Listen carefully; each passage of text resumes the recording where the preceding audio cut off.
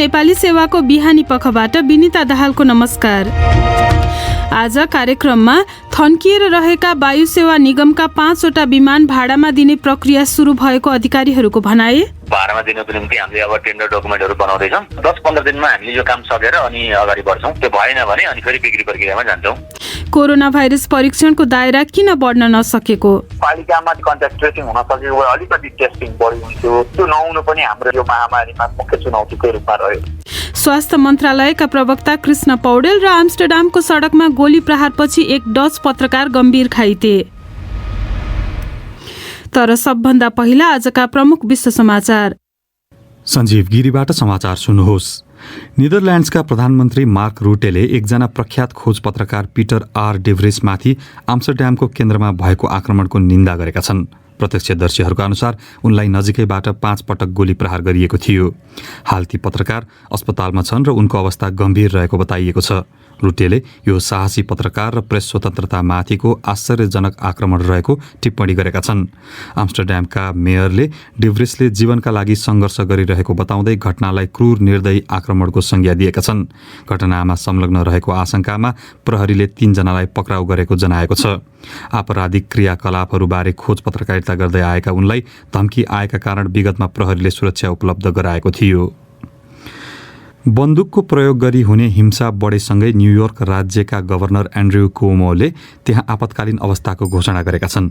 जुलाई 4 तारिक अघिको सप्ताहन्तमा मात्रै 50 जनाभन्दा बढीको गोली लागेर मृत्यु भएको उनले बताएका छन्। उक्त कदमले त्यस्ता घटना बढिरहेका सहरहरूमा कानुन पालना गराउनका लागि राज्यको उपस्थिति बलियो बनाउन मद्दत गर्नेछ। कुओमोले बन्दुक आतंकको साङ्लो भत्काउनका लागि यसलाई जनस्वास्थ्य सङ्कटका रूपमा लिन आवश्यक रहेको बताएका छन्। अमेरिकी सेनाले 2 वर्ष अघि प्रविधि कम्पनी माइक्रोसफ्ट कर्पोरेसनलाई दिएको 10 अर्ब अमेरिकी डलर बराबरको क्लाउड कम्प्युटिङ सम्बन्धी एउटा सम्झौता रद्द गरिदिएको छ। पूर्व राष्ट्रपति डोनाल्ड ट्रम्प नेतृत्वको प्रशासनले विवादास्पद परिस्थितिका बीच उक्त योजना माइक्रोसफ्टलाई दिएको थियो। पेन्टागनले उक्त कम्पनीले आफ्नो आवश्यकता पूरा गर्न नसक्ने र सम्झौता अर्कै प्रविधि कम्पनीसँग गरिने जनाएको छ। उक्त कामका लागि प्रमुख दावेदारका रूपमा हेरिएको माइक्रोसफ्टको मुख्य प्रतिद्वन्दी अमेजनले ट्रम्पले अनुचित प्रभाव पारेको आरोप लगाएपछि यो सम्झौता लामो कानुनी लडाईँमा संलग्न भएको थियो। तपाईँ बीबीसी नेपाली सेवा सुनिरहनु भएको छ। पेनाल्टी सुटआउटमा स्पेनलाई हराउँदै युरो 2020 प्रतियोगिताको फाइनलमा इटली प्रवेश गरेको छ। वेम्ब्लेमा भएको खेलमा इटलीले सुरुवाती अग्रता लिएको थियो, तर त्यसको केही समय पश्चात स्पेनले जवाफी गोल फर्कायो। अतिरिक्त समयमा दुवै टोलीले गोल गर्न नसकेपछि खेलको नतिजा पेनाल्टी मार्फत निर्धारण भयो। इटलीले आइतबार इङ्ल्यान्ड र डेनमार्क बीचको प्रतियोगिता विजेतासँग फाइनल खेलमा प्रतिस्पर्धा गर्नेछ। र अमेरिकाको मायामी राज्यमा झण्डै 2 हप्ता अघि आंशिक रूपमा भत्किएको एउटा भवनमा खटिएको उद्धार टोलीले थप 8 वटा मृत शरीर फेला पारेको छ। यो सँगै घटनामा मृत्यु भएकाहरूको हालसम्म थाहा भएको संख्या 36 पुगेको छ। 109 जनाको अवस्था अझै अज्ञात छ। प्रहरीले भवन भत्किँदा त्यसमा कति सर्वसाधारणहरू थिए भन्ने विषय पुष्टि गर्ने प्रयास अझै गरिरहेको छ। यो बीबीसी नेपाली सेवा हो।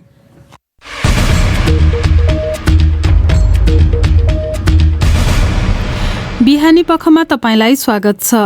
1 वर्षदेखि थन्काएर राखिएका नेपाल वायु सेवा निगमका 5 वटा जहाज भाडामा दिने प्रक्रिया सुरु गर्न लागिएको अधिकारीहरूले बताएका छन्।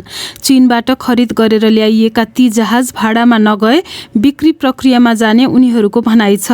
क्षमता अनुसारको भार बोक्न नसक्ने, मर्मतमा कठिनाई र महँगो बीमा शुल्क जस्ता कारण देखाउँदै निगमले ती जहाजहरू उडाउन बन्द गरेको थियो। सुनौ नेत्र केसीको यो रिपोर्ट। आन्तरिक उडानमा नेपाल वायु सेवा निगमको पहुँच बढाउने भन्दै नेपाल सरकारले चीन सरकारसँग सम्झौता गरेर 2071 सालदेखि 2074 सालसम्म गरेर 6 वटा जहाज ल्याएको थियो। तीमध्ये 2 वटा अनुदानका थिए भने 4 वटा सहुलियत ऋणमा खरिद गरिएका थिए। 18 सिट क्षमताका 4 वटा र 56 सिट क्षमताका 2 वटा जहाजमध्ये गत वर्ष एउटा नेपालगञ्जमा दुर्घटना भइसकेको छ। बाँकी 5 वटा जहाज सञ्चालन गर्दा निगमलाई आर्थिक भार मात्रै परेको भन्दै गत वर्ष असारमा उडान बन्द गरिएको थियो। अनेक निकायमा भएका छलफल र त्यसको निर्णयका आधारमा 5 वटै जहाज भाडामा दिनका लागि बोलपत्र निकाल्न लागि बताउँछन् निगमका प्रबन्ध निर्देशक डिम प्रसाद पौडेल। अर्थले हामीलाई चाहिँ अब तिनको जहाजहरू पहिला चाहिँ भाडामा दिने प्रयास गर्नुहोस्, अनि भाडामा दिँदाखेरि चाहिँ गएन भने अनि त्यसपछि बिक्रीको प्रक्रिया अगाडि बढाउनुहोस् भने भएर हामीले त्यही अनुसार चाहिँ पहिला अब भाडामा दिनको निम्ति हामीले अब टेन्डर डकुमेन्टहरू बनाउँदैछौँ। 10-15 दिनमा हामीले यो काम सकेर अनि अगाडि बढ्छौँ। ग्लोबल टेन्डर हुन्छ, त्यो भएन भने अनि फेरि बिक्री प्रक्रियामा जान्छौँ। सुरुवातमा अनुदानमा आएका 2वटा जहाजको सञ्चालनदेखि नै ती जहाजका बारेमा अनेक कमजोरी औँल्याइएको थियो। चिनिया पक्षले दिएका सुधारका वचनका आधारमा सञ्चालन गरिए पनि मर्मत सम्मा र ढुवानी क्षमतामा कुनै पनि सुधार नभएको निगम अधिकारीहरूको भनाइ छ। ती जहाजको किस्ता मासिक रूपमा सरकारले तिर्दै आएको छ भने इन्सुरेन्स निगमले तिर्दै आएको छ। कम्तीमा भाडामा जान सके निगमको आर्थिक भार घट्ने बताउँछन् निगम सञ्चालक समितिका पूर्व सदस्य अशोक पोखरेल। कसैले भाडामा लिएर उडाइदिएदेखि नेपाल एयरलाइन्स चाहिँ करिब 2-4 पैसा आउँथ्यो भाडामा। डिग्रेडेड पर्फर्मेन्स आएर चाहिँ के भने मलाङ उड्न नसक्ने, लुक्ला नउड्न नसक्ने, विराटनगरबाट चाहिँ लिमिटेड प्यासेन्जर लिएर काठमाडौँ आउने होइन, त्यहाँ काठमाडौँबाट विराटनगर उड्न लिमिटेड प्यासेन्जर त्यही भएर भएको हो नि। सरकारले के भन्छ भने सस्तो ठाउँमा उडा भन्छ अनि कहाँबाट हुन्छ। तर जहाजमा देखिएका समस्याका कारण भाडामा जाने सम्भावना भने कमै रहेको उनको भनाइ छ। नेत्र केसी, BBC, काठमाडौँ। कोरोना भाइरसबाट दैनिक संक्रमित हुनेको संख्या कम देखिए पनि परीक्षण गरिएकाहरूमा संक्रमण देखिने दर भने अझै अपेक्षित रूपमा घटेको छैन। तर स्वास्थ्य मन्त्रालयको दैनिक विवरण हेर्ने हो भने परीक्षण कम भएको देखिन्छ। संक्रमित भएका व्यक्तिको सम्पर्कमा आएका व्यक्तिको परीक्षण नहुँदा जोखिम झनै बढ्ने चिन्ताहरू व्यक्त भइरहेका छन्। देशभर 96वटा प्रयोगशाला हुँदा र 16 लाख एन्टिजन किट परीक्षण वितरण हुँदा पनि परीक्षण किन बढ्न नसकेको? यही प्रश्न हामीले स्वास्थ्य मन्त्रालयका प्रवक्ता डाक्टर कृष्ण प्रसाद पौडेललाई सोधेका छौँ। परीक्षण गर्ने चाहिँ लक्षण भएका बिरामीहरूलाई हो, अस्पतालमा गएकामा चिकित्सक स्वास्थ्य कर्मीले हेरेर गराउने हो। परीक्षण अहिले पनि हाम्रो त्यही 10-12 हजारको हाराहारीमा छ। आरटीपीसीआर 7,000 मात्रै भएको छ। कतिपय स्थानमा समुदायमा एउटा हेजिटेन्सी, एउटा प्रकारको कोभिडको भने चाहिँ हामी छुट्टै बस्न पर्ने, छुट्टै रहनु पर्ने हिसाबको पनि एउटा साइकोलोजिकल्ली पनि त्यो माइन्डसेटले पनि काम गरेको होला। समुदायमा टेस्टिङ चाहिँ विशेष गरी गाउँ-गाउँमा जति आशा गरे जति भएको छैन। गत वर्ष चाहिँ स्वाबहरू सङ्कलन गर्ने, त्यसपछि ल्याबहरूमा ल्याएर परीक्षण गर्ने गरिएको थियो। अहिले त्यो भएको देखिँदैन। त्यसको कारण चाहिँ के हो? हाम्रो अहिलेको जोड कमसे कम आफ्नो परिवारको, आफ्नो कार्यालयको सम्पर्कमा आएका व्यक्तिहरू सबैको परीक्षण होस् भन्ने चाहिँ हामी चाहन्छौँ। जस्तो 2000 जना त परीक्षणमा पोजिटिभ आउनु भएको छ भने उहाँहरूको कमसेकम 4 जनाको, एकजना सङ्क्रमितको 4 जना मात्रै कन्ट्याक्टमा रहेछन् भने 8000को परीक्षण गर्नुपर्ने हुन्छ। त्यो चाहिँ आइडियल्ली पर्फेक्टली हुनै सकेको छैन। अहिले त अब मानिसहरू चाहिँ एक ठाउँबाट अर्को ठाउँ, अर्कोसँग व्यक्तिबाट अर्को व्यक्ति भेटिरहेका छन्। धेरै कुरा खुला भएको छ। अब यो बेलामा त यदि सङ्क्रमण छ भने त झन् सार्ने त जोखिम त बढेर पो जाला त, यदि त्यो सम्पर्कमा आएका व्यक्तिहरूको खोजी गर्न सकिएन भने त। अब यसका लागि कहाँ चुनौती छ भने 2500 जनामा 800-1000 जना जतिको फोन कि गलत हुन्छ, कि फोन उठ्दैन, कि सम्पर्क हुन सक्दैन, यस्तो समस्या छ। कमसेकम त्यो मोबाइल नम्बरमा सम्पर्क हुन सके पनि हामीले सही सूचना दिन सक्छौँ अनि उहाँहरूले पनि आफ्नो परिवारको सदस्यलाई परीक्षण गराउन सक्नुहुन्थ्यो। अब यसमा हाम्रो चुनौती नै छ। धेरैजनाले त्यो ल्याबको फर्म भर्दा लिएका नम्बरहरू कि गलत छन् कि अरूको मान्छेको नम्बर छ के उठ्दैन, यसले पनि समस्या भएको छ। अब यो जनरली कन्ट्याक्ट ट्रेसिङ र त्यो काम चाहिँ स्थानीय पालिकाहरूले गर्ने हो। हामीले कहीँको पोजिटिभ आएपछि त्यो तथ्याङ्क चाहिँ सम्बन्धित पालिकासम्म पुर्याउने चाहिँ प्रयास गर्छौँ।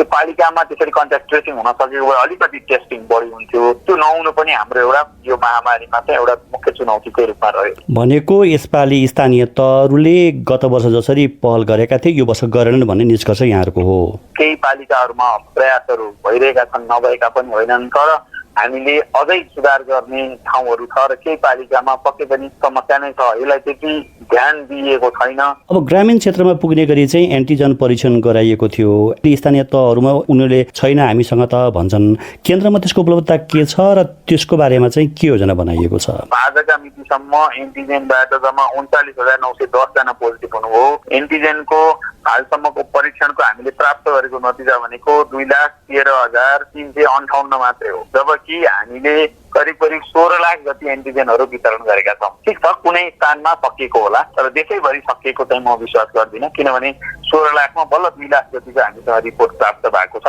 र केहीको रिपोर्ट प्राप्त नभएको भए पनि सबै ठाउँमा सकिने बेला नभएको जस्तो लाग्छ। यदि सकिएको छ भने उहाँहरूले प्रदेशमा रहेको मेडिकल स्टोरबाट चाहिँ त्यो माग गर्न सक्नुहुन्छ। अब सङ्क्रमणको जोखिम कायम नै छ।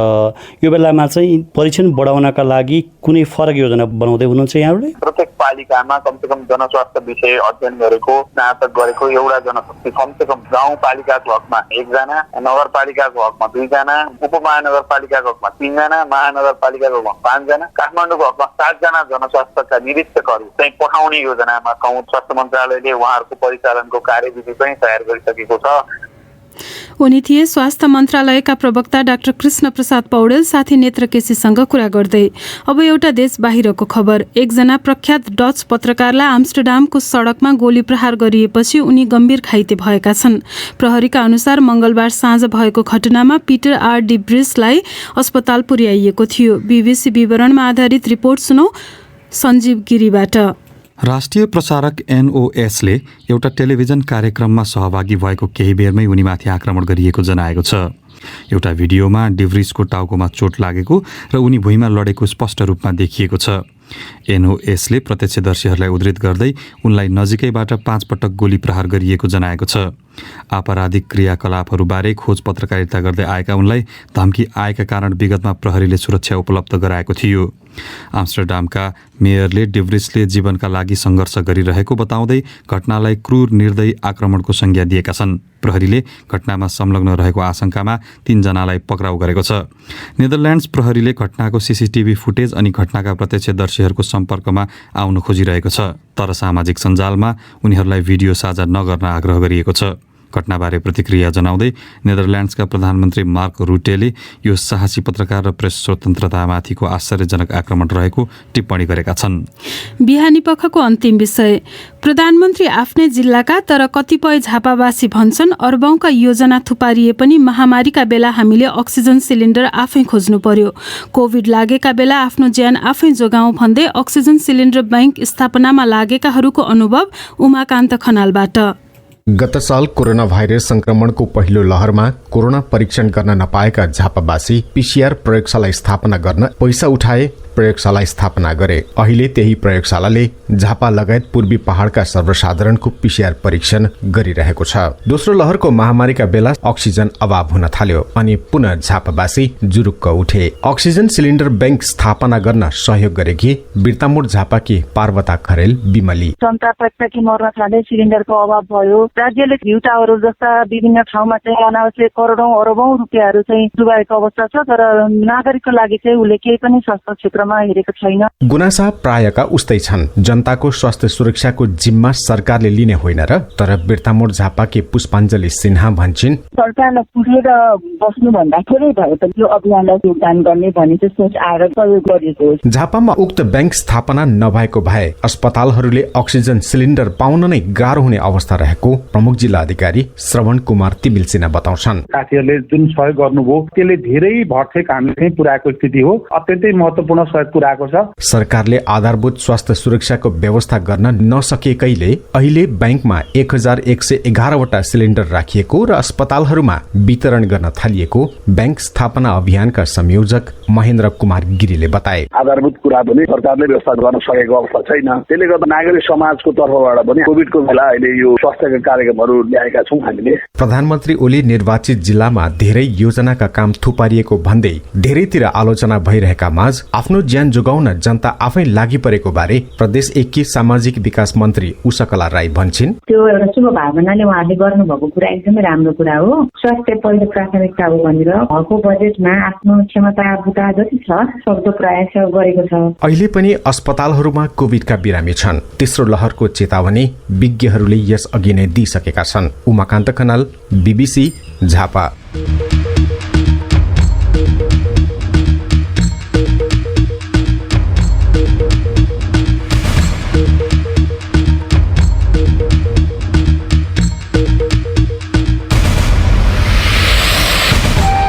हवस् त, यसका साथै बीबीसी नेपाली सेवाको बिहानी पख यही सकिन्छ। बेलुकी 9:15 बजे साँझ पख लिएर हामी फेरि उपस्थित हुनेछौँ। त्यस बेलासम्मका लागि हामी सबैलाई बिदा दिनुहोस्। नमस्कार।